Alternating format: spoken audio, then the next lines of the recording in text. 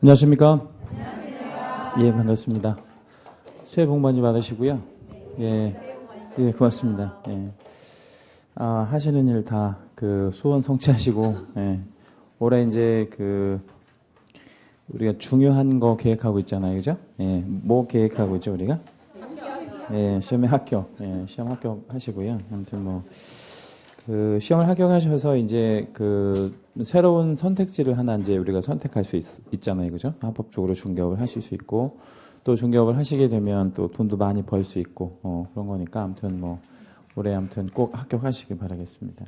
이제 우리 과목에 대한 설명, 예, 그런 거 드리기에 앞서서, 예, 이제 공인중개사 시험에 대한 전반적인 얘기를 좀 잠깐 간단하게 우리 오리엔테이션 겸 해서 드리고요. 시작하도록 할게요. 우리 공인중개사 자격 시험은 1년에 한 번 이렇게 치러요. 국가고시로 이제 치르고요. 언제 시험 볼 거냐면 올해 10월 27일 날 시험 볼 거고요. 네 번째 주 토요일 날 볼 겁니다. 그리고 이 시험은 누가 주관하는 시험이냐면 시도지사가 주관하는 시험이에요. 원칙적으로. 그래서 국가 고시로 치루어진다라는 거 알고 계시면 되겠고요. 과목에 대한 얘기를 좀 잠깐 하려고 그래요. 1차에는 뭐가 있죠? 1차에 이제 부동산 학개론이 있고요. 그죠? 그 다음에 또 뭐 있죠? 민법이라고 하는 그런 과목이 있어요. 그리고 이제 2차에는 어떤 과목이 있냐면 중개사법이 있고요. 그 다음에 또 뭐 있어요? 이제 공법 있고, 그리고 이제 공시법, 세법, 이렇게 있습니다. 다 아시는 얘기를 왜 말씀드리냐면, 우리 처음 들으신 분들이 좀 몇 분 계시니까 말씀드리는 거고요. 부동산 학개론 요것만 빼고요. 나머지 다 무슨 과목이냐면, 법 과목이에요. 그래서 이제 우리 법을 처음 공부하실 수 있는데, 법 공부에서 가장 중요한 건 용어예요, 용어. 용어를 우리가 올바르게 쓰는 거. 그게 법 공부에서 가장 중요합니다. 예를 들자면, 저희 민법 얘기긴 한데, 무효와 취소가 같나요? 아니면 다른가요? 이건 당연히 다르겠죠, 그죠? 그죠? 다른 겁니다. 틀린 것이 아니고 다른 것이 맞습니다. 앞으로 틀리다라고 얘기하지 마시고, 다르다고 얘기하세요. 그래서 무효와 취소는 뭐 한 거죠? 다른 겁니다. 근데 이런 거를 우리가 이제 법률 공부를 하기 전에는 똑같은 개념이나, 같은 개념이나 또 이걸 혼용해서 막 쓰고 그런다는 거죠. 근데 전혀 달라요. 내용이. 그래서 우리가 기억을 하실 것은 법 공부를 처음 할 때 제일 중요한 건 뭐다라고요? 용어를 올바르게 쓰는 거 되게 중요합니다. 그런데 이제 이 학개론에서도 용어가 많이 나오는데요. 이 용어가 전부 한자로 구성이 돼 있어요. 한자로. 그러니까 부동산 학개론이든 민법이든 나머지 과목에서도 용어들이 전부 다 한자로 구성이 돼 있다는 거예요. 해서 이제 학개론이 되게 어려워요. 왜 어렵냐면 용어들이 다 한자로 구성이 돼 있고 일상적으로 잘 쓰지 않는 말들이라서 되게 어려워요. 그럼 이제 첫 번째 이제 좌절을 이제 겪게 되는데 무슨 좌절을 겪게 돼요? 우리 어머니가 나를 왜 이렇게 낳으셨나? 이런 좌절을 하게 돼요. 난 머리가 안 좋을까? 이렇게 이제 하게 되는데 그건 머리하고 상관없는 거예요. 우리가 안 쓰던 용어를 배우다 보니까 그런 용어들이 헷갈리는 거예요. 그래서 제가 이제 좀 권해드리고 싶은 방법은 용어가 어려운 것들이 나오면 선생님들한테 물어보는 방법도 있지만 더 좋은 방법은요. 네이버를 활용하시는 방법이에요. 우리나라에서 제일 똑똑한 사람이 누구예요? 네이버 지식인이잖아요. 네이버 지식인. 그래서 네이버 지식인에다가 물어보는 거예요. 뭘 물어보냐면 이 용어에 대해서.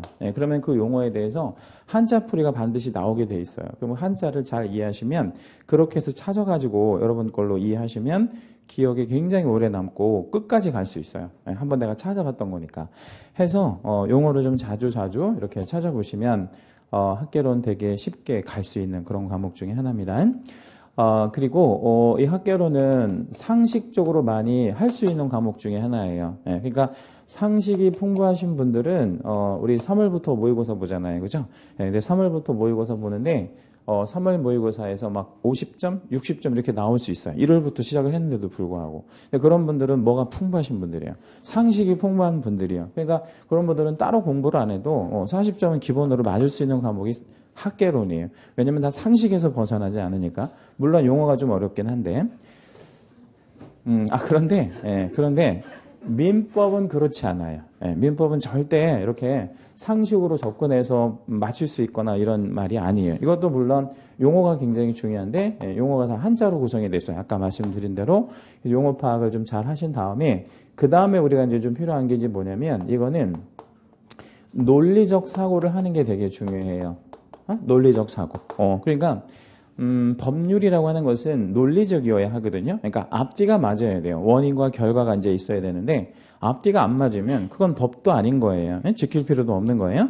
그래서 논리적 사고를 해보는 거예요. 예를 들어서 어떤 문제가 나왔는데 결론이 무효이다 이렇게 나온 거야. 근데 그거에 대해서 우리가 OX를 결정을 해야 돼. 무효인지 아닌지에 대해서. 그럼 그거를 내가 안 배웠어요. 그럼 당황할 수밖에 없잖아요. 모르니까. 근데 그렇게 하지 말고 무슨 사고를 하면 돼요? 논리적 사고. 이게 어떻게 될 것인가? 무효가 맞는지 유효가 맞는지 이런 걸 논리적 사고를 자꾸 해야 돼요.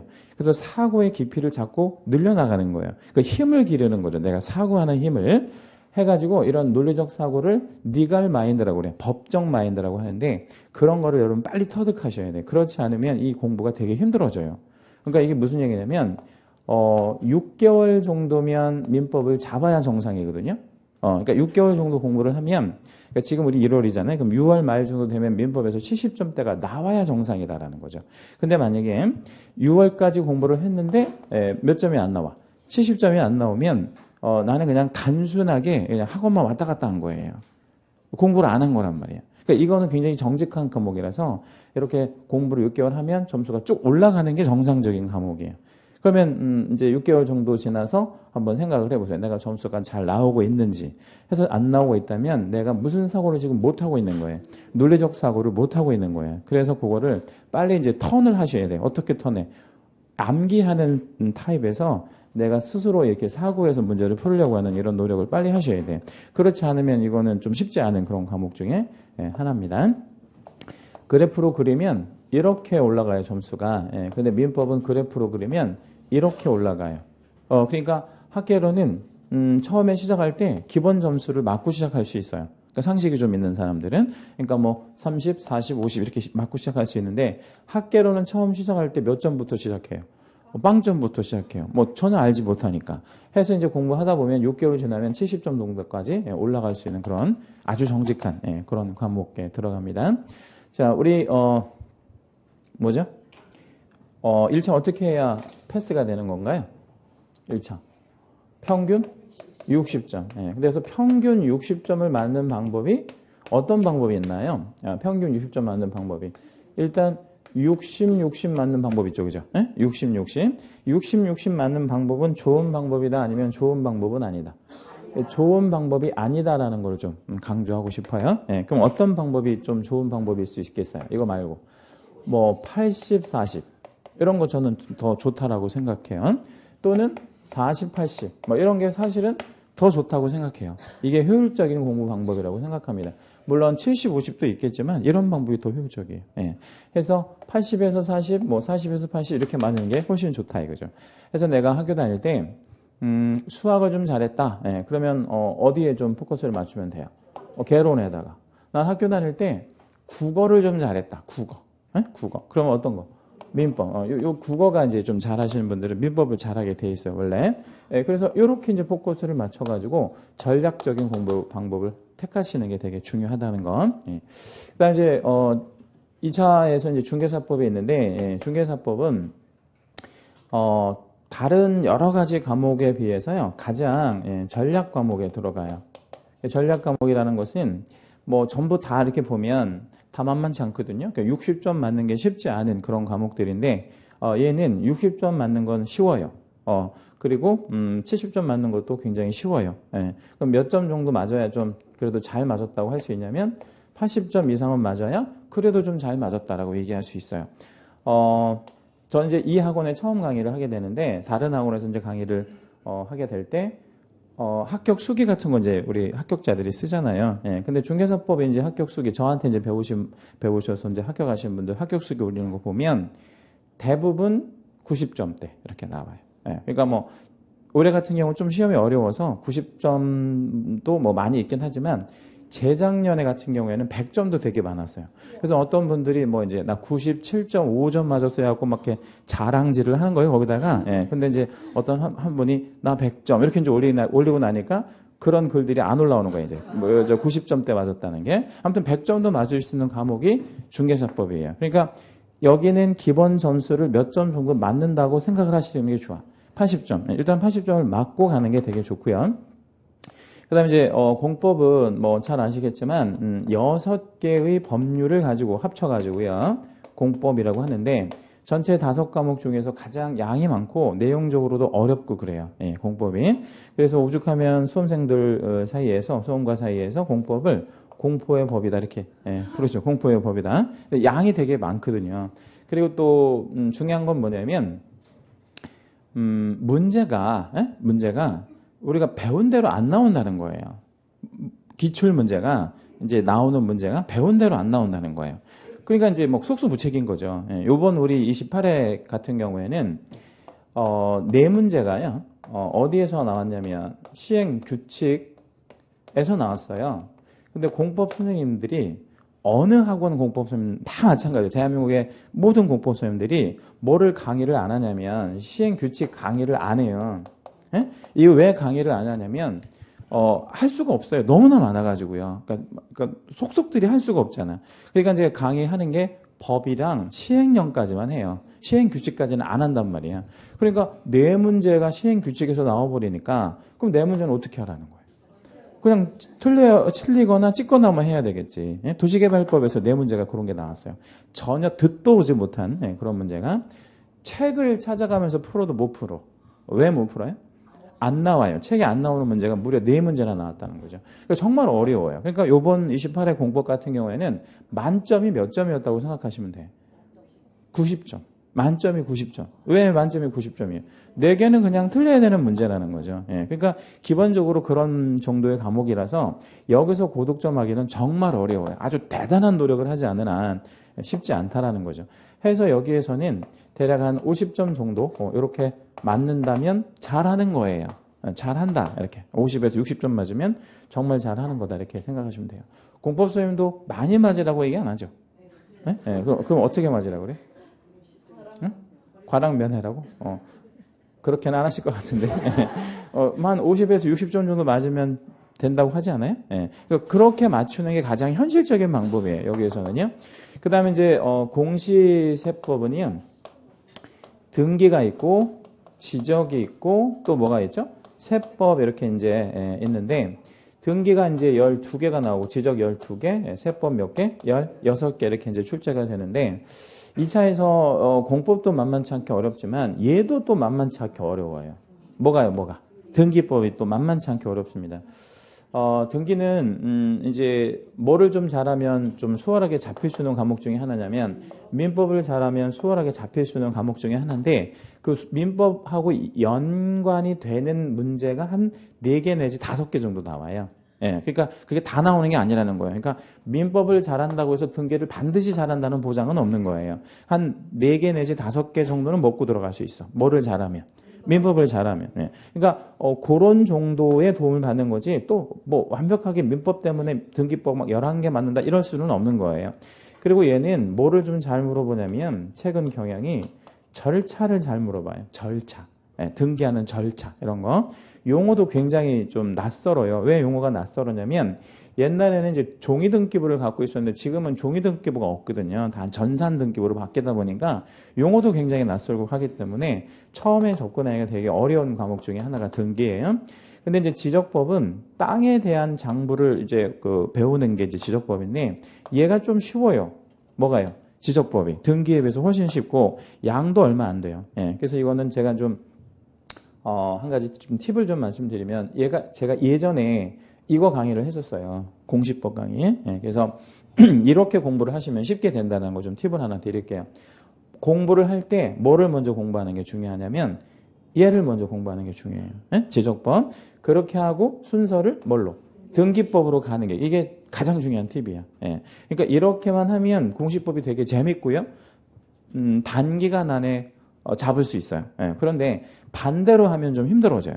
그러니까 등기를 먼저 하려고 하잖아요. 그럼 이제 중간에 뭐 하게 돼요, 이제? 포기하게 되고, 나 공시법 안 할래. 나 그럼 세법에서 올인할래. 뭐 이렇게 하고, 공시법은 다 찍을래. 이렇게 이제 생각할 수밖에 없는 거예요. 근데 그렇게 하지 말고, 지적 먼저 공부하고, 등기 이렇게 나중에 하면, 공시법도, 무난하게 이렇게 잡을 수 있어요. 자, 이제 세법이 있는데, 세법은 우리 두 가지를 배워요. 무슨 세하고 무슨 세 배우죠? 국세랑 지방세를 배우는데, 국세도 중요하고 지방세도 중요하긴 한데, 우리가 이제, 개념을 이렇게 잡아야 돼. 세법을 우리가 왜 배우냐면, 실무에 나가면 세금에 대해서 사람들이 물어볼 거 아니에요. 그렇죠? 네, 그러니까 물어보는 거에 대해서 얘기를 해줘야 되잖아요, 우리가. 그래서 이제 두 가지 세목을 좀 중요하게 다루면 돼요. 국세 중에서는 무슨 세? 양도소득세를 좀 중요하게 다루면 되고요. 여기에서 몇 문제 정도 나오냐면 6개 내지 7개 정도가 나와요. 양도소득세 하나에서만. 그 다음에 이제 지방세 중에서는 취득세 좀 중요하고요. 예. 그래서 요것만 해도요, 요것만 해도 10개는 맞아요. 세법에서. 그러니까 되게 중요한 세목들이 요렇게 두 개야.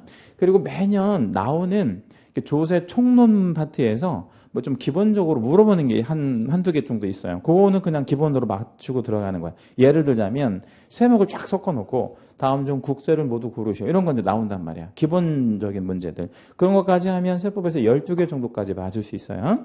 그럼 생각해봐요. 지적법 제가 쉽다 그랬잖아요. 그럼 지적법에서 몇 개 정도 맞출 수 있어요? 11개, 10개. 그럼 10개 맞춘다고 생각을 해봐요. 그죠? 그리고 세법에서도 양도소득세하고 취득세 정도만 잘해도 기본적으로 10개는 맞는다 그랬잖아요. 그리고 조세 총론에서 한두 개 정도 그냥 주는 문제가 나온단 말이에요. 그런 것까지 치면 몇 개? 12개. 이렇게 맞으면 몇 개예요? 22개죠. 그러면 점수가 몇 점이죠? 22개면?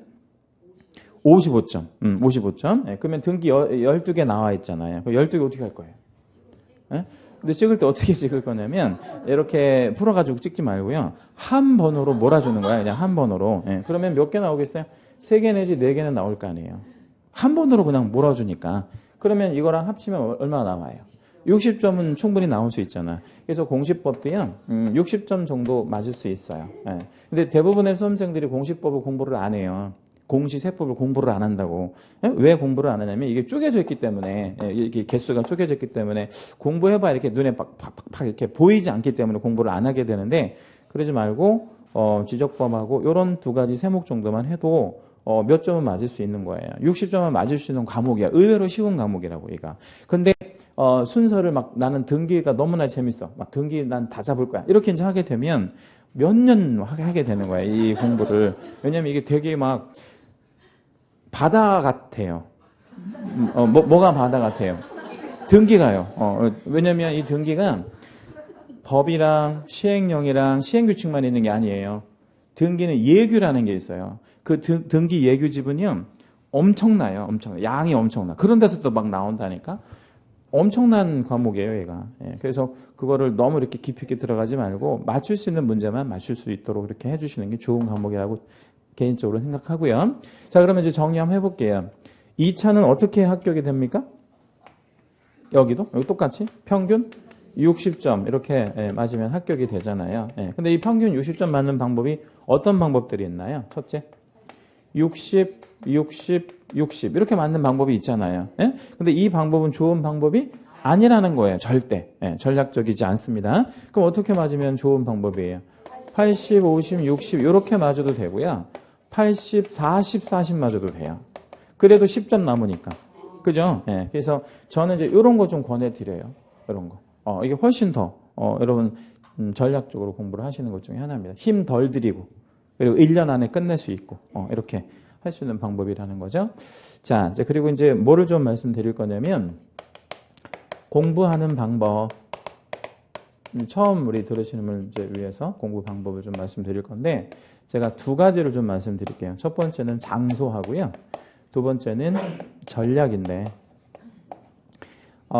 전략보다 저는 장소가 중요하다고 생각해요. 공부하는 장소. 공부하는 장소. 그런 거 우리 생각 안 해봤죠.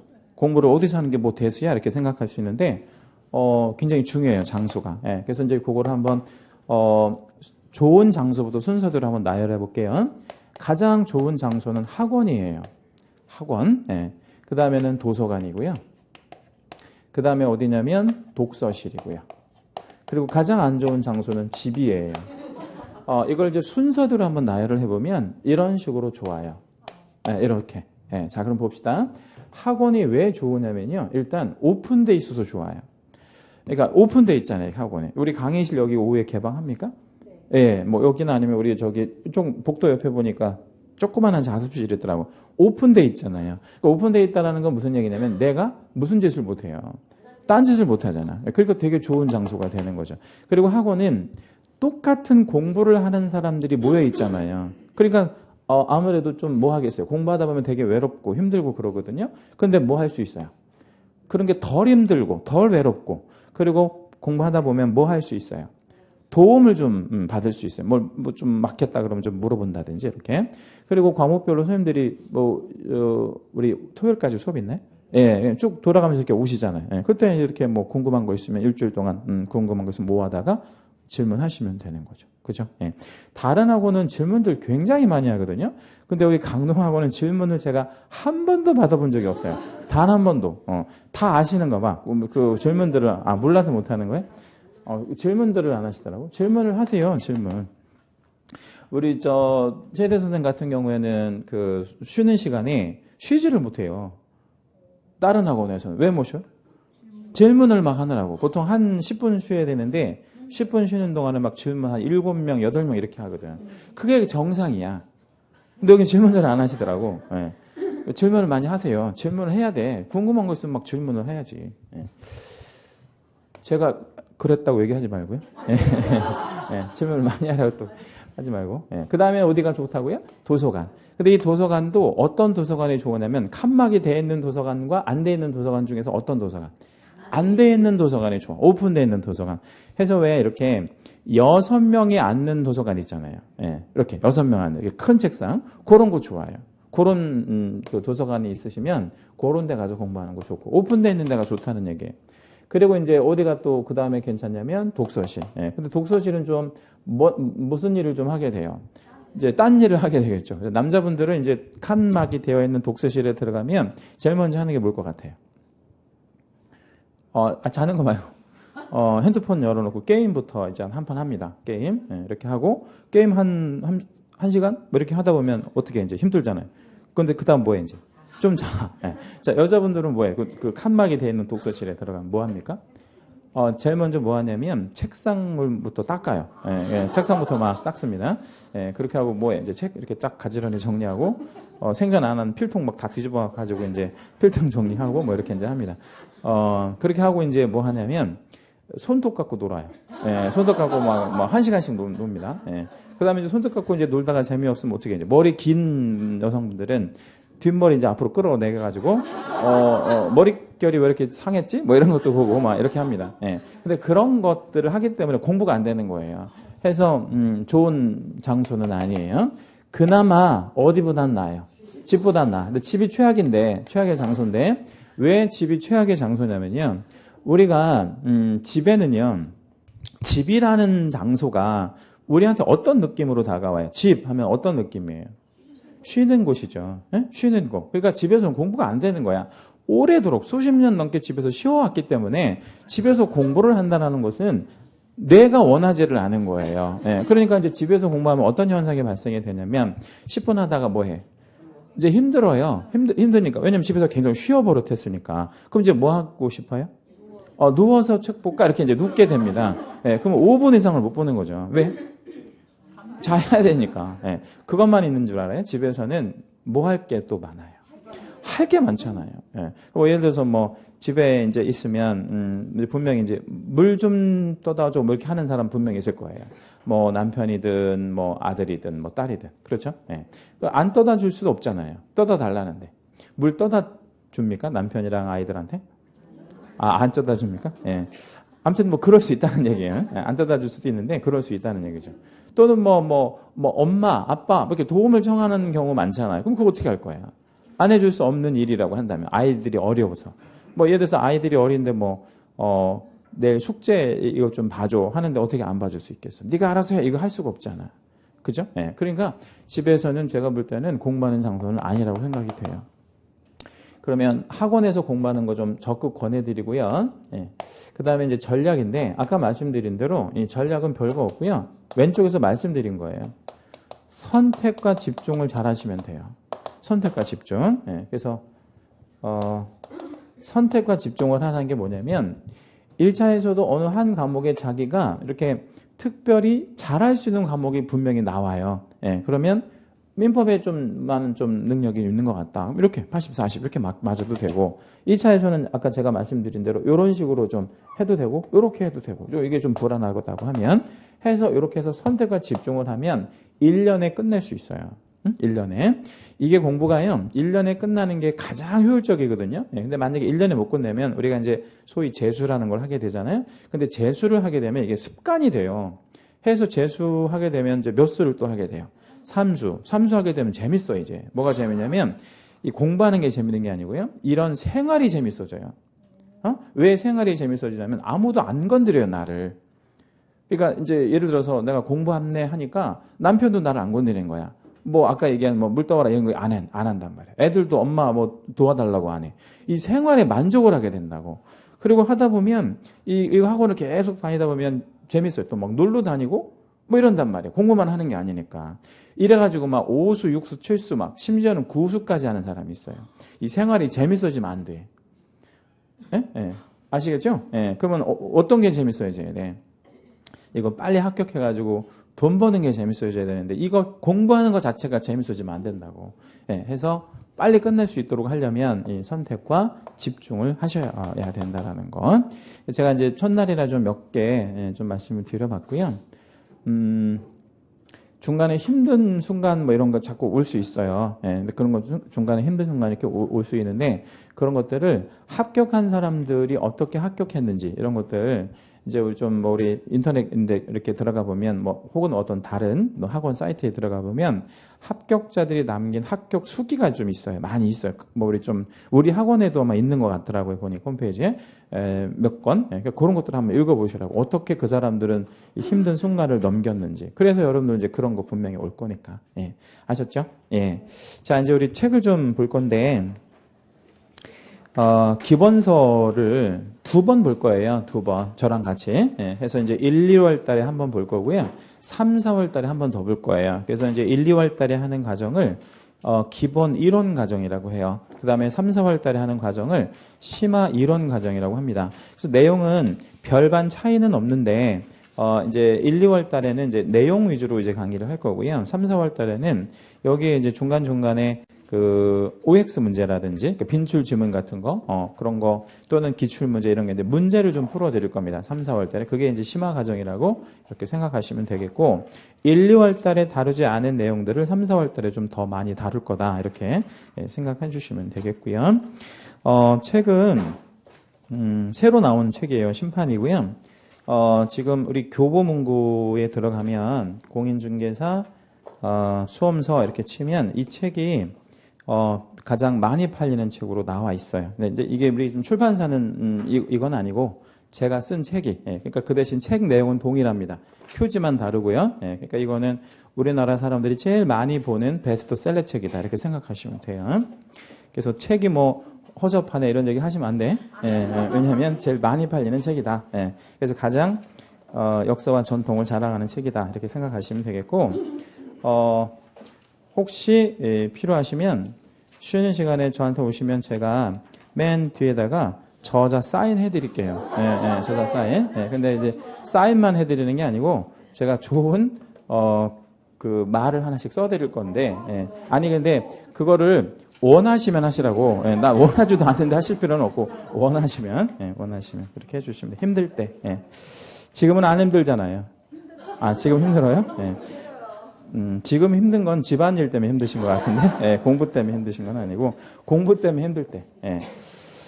자, 우리 몇 장을 좀 넘기시다 보면 이제 목차가 나오는데 목차 잠깐 볼게요. 한 10장 정도 넘기다 보면 표지 포함해서 목차가 나오네요. 컨텐츠라고 되어 있는 부분 한번 보겠습니다. 1편에 이제 공인중개사법 있고요. 서장에서부터 9장 벌칙까지 총 9개의 장으로 이제 구성이 되는데 1편에서 30문제가 나와요. 1편에서 30문제. 그러니까 1편이 제일 중요하다는 거 알 수 있겠죠. 그죠? 1편이 제일 중요하고. 자, 1편 중에서도 이제 몇 개의 주제들을 좀 잡아드릴 건데 그 주제가 특히 중요하다 이렇게 이제 생각하시면 되겠습니다.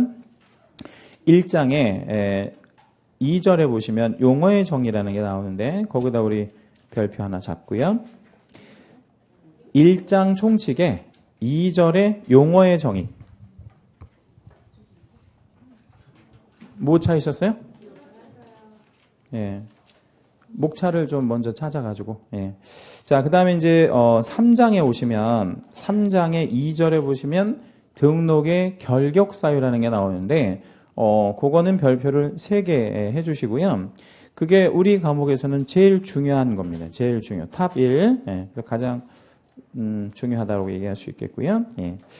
그 다음에 역시 3장 7절 내려오시면 겸업제한이라는 말이 나오는데 예, 겸업제한에도 별표 한번 해주시고 자 그리고 이제 4장 오시게 되면 8절에 전속중개계약이었어요. 거기도 우리 별표 한번 해주시고 그리고 10절에 보시면 중개대상물 확인설명 파트가 있는데 거기도 별표 3개 하겠습니다. 확인설명 파트 10절 4장의 10절 예. 그 확인설명 파트에서는 매년 3문제가 나와요. 우리 문제수로 하면 매년 3문제가 출제가 됩니다. 자, 5장 쪽으로 넘어오시게 되면 4절, 5절에 보면 중개보수 금지행위 있는데 각각 별표 2개씩 하고요. 그것들은 매년 2문제씩 이렇게 출제가 되고요. 중요한 주제들이죠. 그런 것들이. 그 다음에 이제 6장 가시면 지도감독 파트가 있는데 예, 지도감독에서는 1절의 자격 취소와 4절의 등록 취소가 중요합니다. 아주 중요하고 그런 것들. 그러니까 나중에 이제 그런 것들은 좀 애우셔야 돼. 이렇게 암기. 예. 그 다음에 이제 8장의 보칙 부분에서는 2절의 포상금 제도가 좀 중요하고요. 거기도 별표 한번 하시고 9장 벌칙에서는 1절 벌칙과 말 그대로 3절의 과태료 부분 있죠. 예, 거기도 좀 중요하고 그래요. 그래서 지금 별표를 좀 해드린 주제들 있잖아요. 예, 거기에서 20개 정도 나온다고 보시면 돼요. 예, 그러니까 나머지 10문제들은 이제 뭐 제가 별표하지 않은 부분, 뭐 세세한 부분들. 그러니까 뭐 예컨대 뭐 그런 것들도 나올 수밖에 없죠. 뭐 예를 들자면 뭐 우리가 이전을 한다든지, 예, 우리 중개사무소 이전할 수 있거든요. 이전을 또 어떻게 할 거냐, 뭐 이런 거. 또는 쉴 때, 휴업, 또는 뭐 관둘 때, 폐업, 뭐 이런 거 할 때 기본적으로 알아야 되는 간단한 절차들이 있는데 그런 것들 나올 수도 있고 그래요. 넘어가시고 2편에 보면 예, 부동산 거래 신고 등에 관한 법률이 있는데 이 부동산 거래 신고 등에 관한 법률에서는 5문제 예, 나올 건데요. 일단 2장에서 2문제, 2장 부동산 거래 신고제도 있죠, 그죠? 예, 거기서 2문제. 그 다음에 3장 외국인 부동산 취득제도에서 1문제, 그 다음에 4장 토지거래 허가제도에서 2문제, 이 정도 나옵니다. 3편에서도 5문제 나오겠죠, 그죠? 중개실무 파트에서도 3편 제 중개실무에서는 3장의 3절이 좀 중요해요. 3장의 3절 조사 확인을 위한 개별법상의 제도. 뭐 예컨대 여기에서는 뭐 우리 분묘기지권 같은 거 또는 뭐 그 장사 등에 관한 법률 또 우리 뭐 공법에서 배우긴 하는데 뭐 농지법 이런 것들 좀 그런 세세한 것들을 좀 다루게 되겠고요. 그다음에 이제 6장에 가면 6장 가시면 1절 주택임대차보호법, 2절 상가건물임대차보호법 그런 것들 굉장히 중요해요. 그래서 그런 것들은 우리 그 중개사법에서도 중요하지만 어느 과목에서도 똑같이 중요해요. 민법에서도 민사특별법 파트에서 똑같이 중요합니다.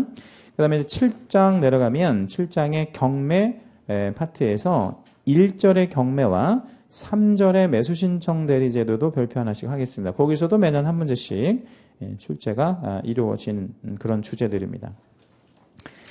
지금 제가 말씀드린 그런 주제들이 거의 한 30개 이상의 문제들이 매년 출제가 되는 그런 부분들이라고 보시면 되겠고요. 책 넘기다 보면 이건 또 우리 여기 에듀나인 그 출판사에만 있는 좀 좋은 거라고 볼 수 있는데 한눈에 보는 핵심 체계도라는 게 있어요. 이거는 다른 책에는 없는 이 책에만 좀 있는 좀 특별한 그런 부분인데 이 체계도를 지금 보기는 조금 어려워요, 우리가. 왜냐면 이건 살이 없고 그냥 딱 말 그대로 뼈대만 잡은 거기 때문에 지금 보시기는 좀 어려운데 언제쯤 보시면 굉장히 좋은 좀 자료가 될 수 있냐면요.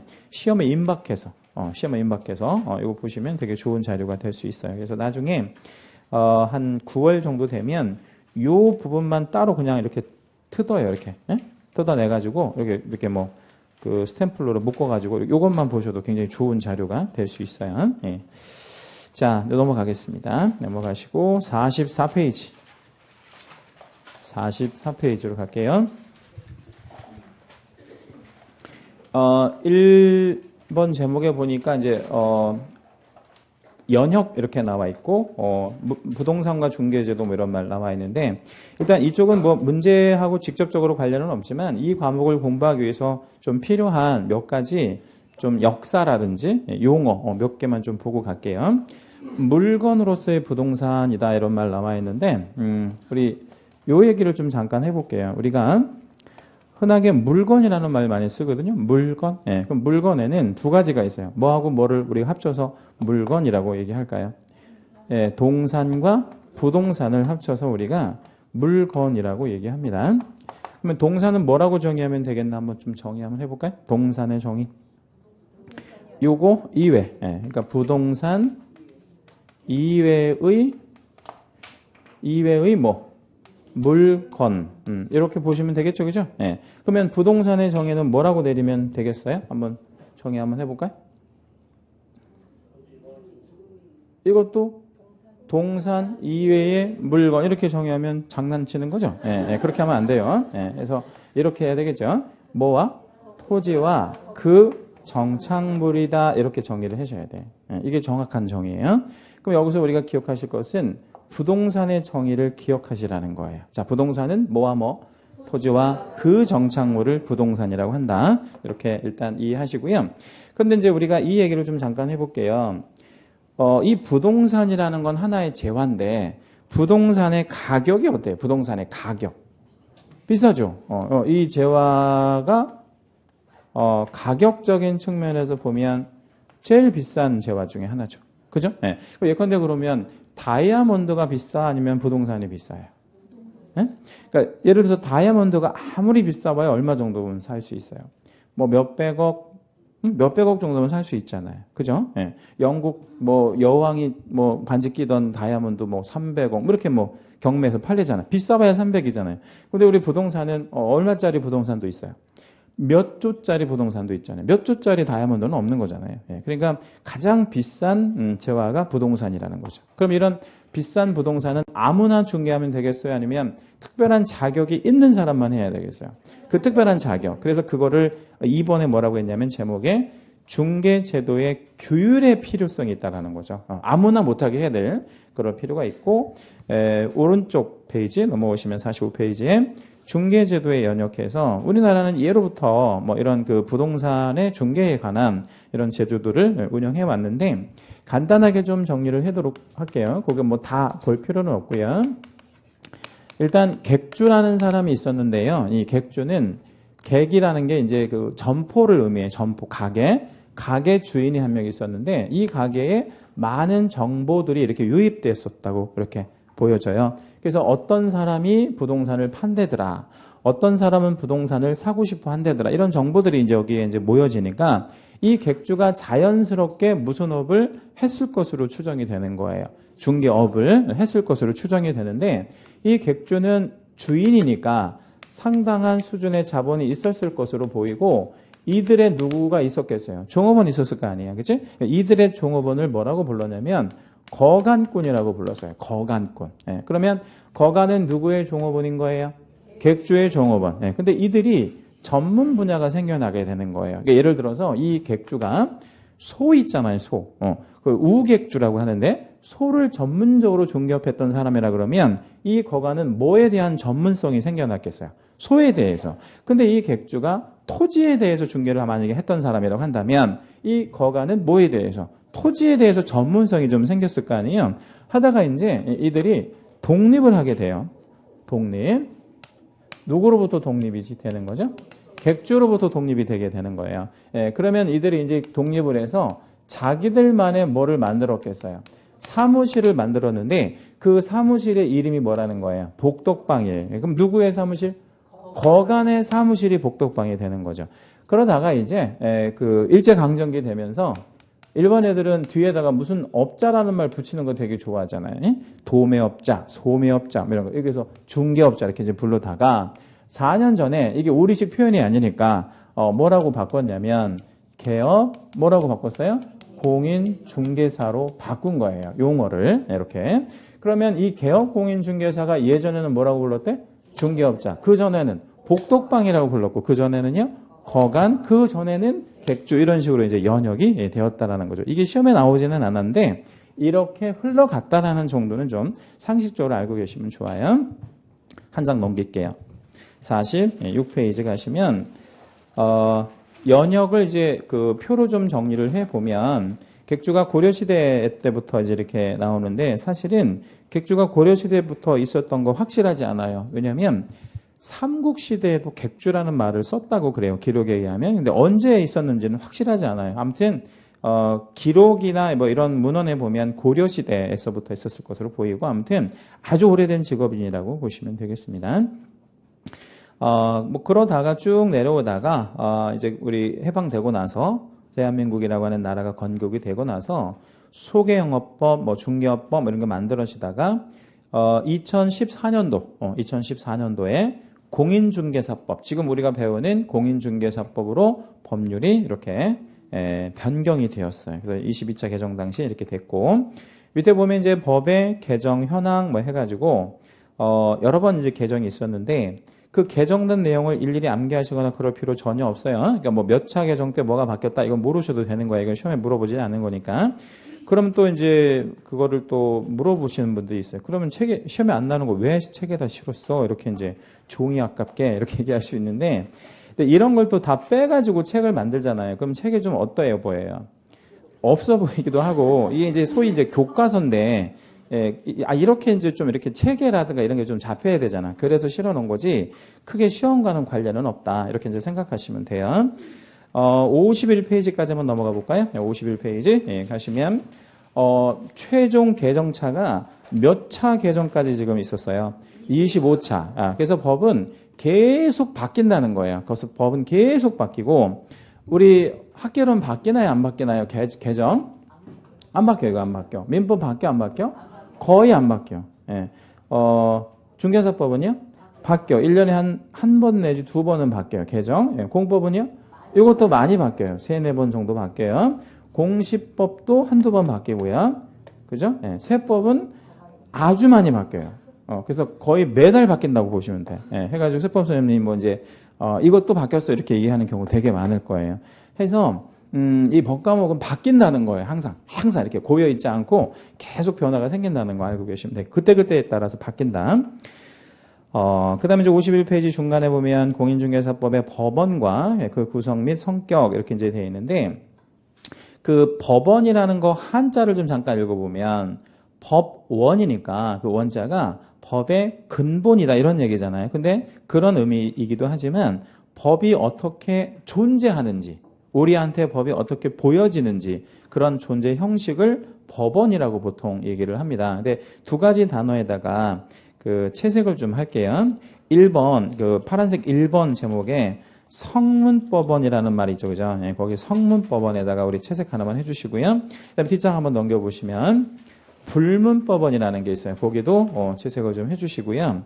그러니까 그 개념은 법률 공부하는데 꼭 필요한 거예요. 무슨 얘기냐면 성문법은 이렇게 문자화 돼 있어서 우리가 원할 때 언제든지 뭐 해볼 수 있는 거예요. 이렇게 찾아볼 수 있는 거. 그걸 성문법이라고 해요. 그럼 대개 이제 이 책에는 법조문이 이제 많이 실려 있고, 법조문은 전부 읽어드릴 거예요. 왜 전부 읽어드릴 거냐면 법조문이 중요하니까요. 근데 불문법이라고 하는 건 뭐냐면 법조문이 없는 거예요. 법조문은 없지만 분명히 뭔가가 존재하는 것들이 있어요. 예를 들자면 관습 같은 거라든지 판례 같은 거 이런 것들은 존재는 하지만 실제 문자화 됐다라고 보기 좀 어려운 것들이 좀 있잖아요. 물론 특히 이제 판례 같은 경우에 이제 문자화 되긴 하지만 이렇게 법률 조문처럼 이렇게 정리된 언어가 아니라 어떤 케이스에 맞춘 쭉 뭐 사례를 이제 이렇게 적어 놓은 거기 때문에 이거는 또 성문법이라고 보기는 어렵고요. 아무튼 그런 내용들이 있어요. 이 책에는 뭐도 좀 실려 있냐면 관습법이라든지 판례 같은 것도 더러 실려 있습니다. 판례도 가급적이면 다 읽어드릴 거고요. 판례는 10문제 정도 나온다고 보시면 돼. 우리 과목에서 10문제. 그래서 판례가 되게 중요합니다. 민법은 판례에서 30문제 정도 나와요. 그래서 민법은 뭐를 많이 알아야 돼? 판례. 그래서 민법은 판례와의 싸움이라고 보시면 돼. 조리라고 하는 게 있는데 이 조리라고 하는 게 뭐냐면 사물의 근본 이치를 말해. 사물의 근본 이치. 예를 들어 볼게요. 어떤 법에 이렇게 정한 거야. 2018년 1월 1일부터 해는 동쪽에서 뜨는 게 아니고 서쪽에서 떠야 된다. 이렇게 만약에 법을 만든 거예요. 만약에 법을 그렇게 만들었다는 거야. 그렇게 만들었다는 게 아니고 만들었다고 가정해보면 해가 2018년 1월 1일부터 서쪽에서 떠? 아니잖아요. 그 말도 안 되는 얘기잖아. 그래서 그게 말도 안 되면 조리에 안 맞는 거야. 그래서 그걸 조리라고 그래. 이치에 안 맞는 건 법도 아닌 거예요. 지킬 필요도 없다라는 겁니다. 그 다음에 이제 2번에 내려가시면 일반적 의미의 공인중개사 법령 구성 뭐 이렇게 있는데 뒷장을 좀 잠깐 넘겨보시면 그걸 이제 표로 좀 정리를 해놨는데 가장 상위에 공인중개사법 법률이 있어요. 법률은 어디에서 만들까요? 제정하는 거. 국회. 국회에서 만들어요. 법률은 어디서 만든다고요? 국회. 그 다음에 시행령 있는데 시행령은 누가 만드냐면요. 대통령이 만들어요. 대통령의 명령입니다. 그 다음에 시행규칙은요. 우리나라에는 각 부처가 있잖아요. 뭐 국방부, 뭐 외교부, 뭐 이렇게 교육부 이런 부처가 있잖아. 부처에서 만드는데 부동산에 관련된 부처는 어디일까요? 우리나라에? 국토교통부. 이거는 그래서 국토교통부령이에요. 국토교통부 장관의 명령이다. 이렇게 이제 생각하시면 되겠고. 그 다음에 밑에 이제 공인중개사의 매수신청 대리인 등록에 관한 규칙 이렇게 되어 있는데 밑줄을 좀 한번 잡을게요. 매수신청 대리에다가 밑줄 한번 잡고요. 매수신청 대리는 어디에 뭐하고 관련이 되는 거죠? 경매. 부동산 경매하고 관련이 되는데 우리 지난주에 우리 수업 한번 들으신 분들이 좀 계신데요. 경매는 어디서 하죠? 법원에서 합니다. 그러니까 이거는 대통령이나 국토교통부 장관하고는 아무 상관이 없잖아. 그래서 이거는 전혀 별개의 기관에서 만드는데 그 규칙은 대법원장의 명령이야. 대법원장이 만드는 거예요. 대법원장. 그런데 이제 우리가 이렇게 한번 좀 생각을 해보죠. 대통령이 뭘 만든다 그랬죠? 시행령을 만든다 그랬잖아요. 근데 그거 그 매수신청 대리인 규칙 성격에 시행령 성격이라고 되어 있죠. 왜 그러냐면 대통령은요. 입법, 사법, 행정 이 세 가지 권력 중에 뭐를 총괄하는 사람이에요. 행정부를 총괄하는 사람으로서 만든 게 시행령인데 대법원장은 입법, 사법, 행정 중에서 어느 부서를 총괄하는 사람이에요. 사법부에 총괄하는 사람이기 때문에 이 사법부의 수장으로서 하기 때문에 이거는 시행령의 성격이 있는 거예요. 그러니까 장관의 급으로 보면 안 돼. 대법원장은요. 그러니까 뭐보다 윗질이라고 생각하셔야 돼. 장관보다 훨씬 위에라고 생각하셔야 돼. 그래서 대법원장을 장관급이라고 표현하지 않아요. 그러니까 누구랑 동격인가요? 그러니까 대법원장은. 그러니까 때에 따라서는 대법원장과 동격이다. 아니 저 대통령과 동격이고. 그러니까 우리나라에서 3부 요인이라고 하면 대통령, 대법원장, 국회의장 이렇게 세 사람을 3부 요인이라고 해요. 자, 그거까지 뭐 개략적으로 말씀드렸고 밑에 3번은 좀 쉬었다가 다음 시간에 하겠습니다.